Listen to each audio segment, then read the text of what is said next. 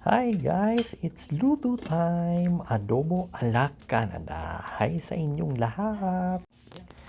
Adobo time! Luto time! Ayan, mix nga pala ito ng chicken at saka ng pork ribs.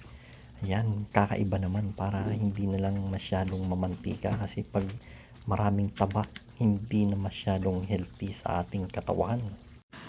At saka nga pala ang aking adobo ay merong asukal kasi 'di ba ang mga Pilipino ay mahilig sa mga subit ang kanilang mga luto.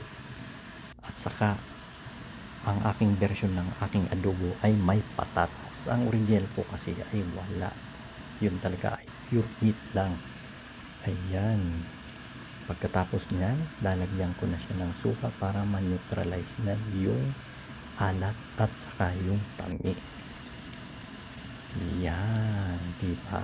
Konting suka lang para ma-neutralize yung alat. Yan po. Salamat po sa inyong panonood.